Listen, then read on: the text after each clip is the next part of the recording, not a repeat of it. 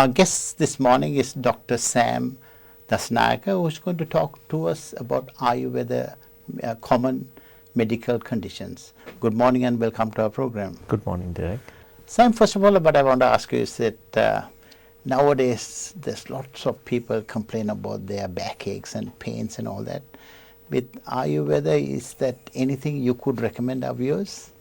Definitely, Derek. Now, the back pain comes for many different reasons.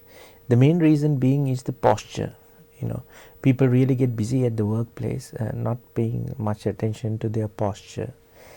So therefore, with repetitive movements and with the bad posture, from 7 to 8-9 hours continuously spending on their seat and spending time incorrectly will give aggravation to the spine.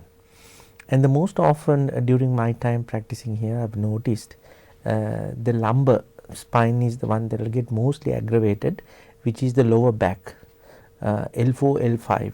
Either it's because of the repetitive movement, the pressure is so much that it will fuse together, and then you can have bulge disc, or the disc would slip out, which we then call a slip disc. Yeah.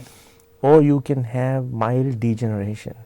Now, this degeneration was at early stages was common to the age group after 75, which is the Vata aggravation period with any one of us. But now these days even younger people are attending the clinic because they have experienced lower back pain. Now, I need to tell you that with all due respect for Western medicine, where we send people for scans, MRI to see the reports and to see the damage. Yeah. Only in Ayurveda that we can have a complete reconstruction of the vertebrae. So we use pattu, which is a very mild paste that you can apply in the night and remove it the next day morning. Continuously for 2 to 3 weeks, whilst taking Ayurvedic medicine, you can rebuild that degenerated part of the bone and also the cartilage. Now, there are very special type of medicine we use in Ayurveda, special types of compressed herbal tablets and also special herbal decoctions. Some are made in India because of course Indian Ayurvedic system is the most classic one, but in Sri Lanka we have the traditional Ayurvedic system that has prevailed through families and lineages. So they also, like for an example, Anuradhapura Horivila Vedamata is this Horivila family, that lineage, they only specialized in these musculoskeletal treatments. So tried and tested but absolutely passed through time is always give the answers. So which is now available here in Australia, and this is what we do day in day out. We treat people and get them completely cured. So lower back pain is not a big challenge, even if it is chronic and if it is aged. You can still visit us and we will have a look. We will of course have a look at the reports that you have taken, and then we will treat accordingly and bring relief. Now, when I say relief, it's not an instant relief, or it's not masking the pain with painkillers, because in Ayurveda we don't have painkillers. So through a period of 1 month or month and a half, when you slowly progressively get relief, then you can be rest assured that it is actually mending. So that part is done. And that is what we do in Ayurveda, is for lower back pain especially, we can have a complete cure in Ayurvedic medicine. Okay. Now, is arthritis and gout, are there two different things? Or people who got gout, they say they are suffering with arthritis. Will you be able to tell me about those two in brief, please? Now, arthritis in Ayurveda is called Ama Vata, which means it is a type of Vata aggravation. Gout is called Rakta Vata or Vata Raktaya, which means there's two different things. but the common denominator is it is an aggravation of vata. So that means you will have painful situations. Now arthritis, as I mentioned before, is very common with the aged group, it means 75 and over, because their digestion becomes not so good. So there are anomalies with the digestion. When digestion becomes poor, of course your immunity goes down with it. But with the improper digestion comes armor. So this is a sort of a toxic thing that you inculcate in your body, which is with your blood, which is heavier than blood and a bit stickier. So this will go and stick to the minute areas in the bone and prevent the flow of blood, which will then give rise to degeneration, because the blood is the medium that will carry the nutrients through to the bones. Yeah. So when that is obstructed, obviously you will have a natural degeneration taking place. That's why arthritis or rheumatoid arthritis was common in that age group. But in Ayurveda, what we do is we cleanse the blood first.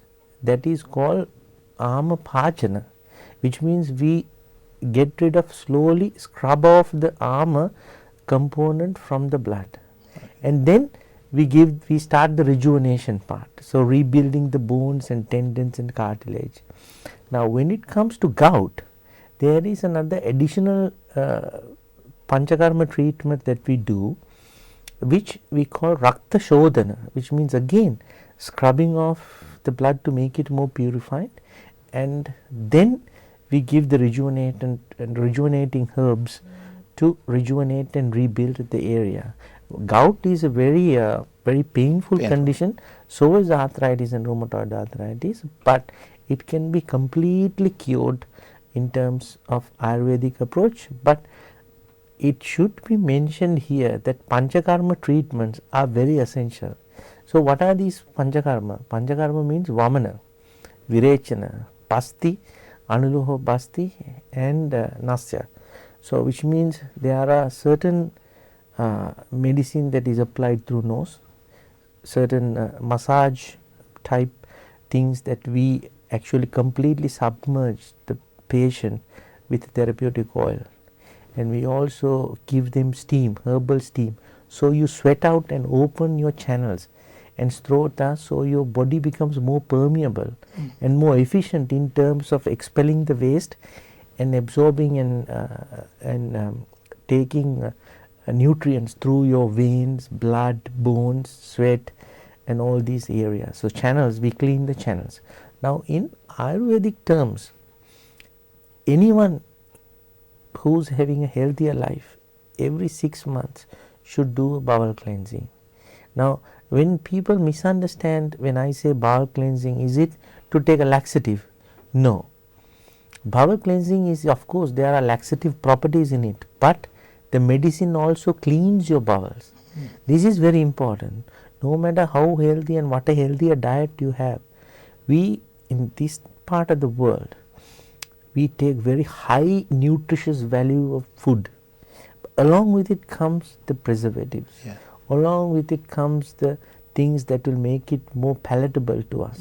So at any given time there are these things, remnants that will coat the mucous layer of the intestine. So it is always advisable to do a cleansing. Once the cleansing is done, there is also part of the dinacharya is to apply some oil. Preferably if you can't find herbal oil or therapeutic oil, even sesame oil, cold pressed sesame oil is as advisable to apply in your body and rub it off before you take a shower, a warm shower. Then application of some mild oil in your nose, so that will cleanse and make you less snoring, and then clean your nostrils and your breathing passages, so you breathe well, and also it will help you to keep your eyes clean and also your head. So all these things are essential, and then the application of oil in your head is very essential. People often use products that contains many different things and chemicals, which is okay, but as long as they apply some form of oil before they take a shower.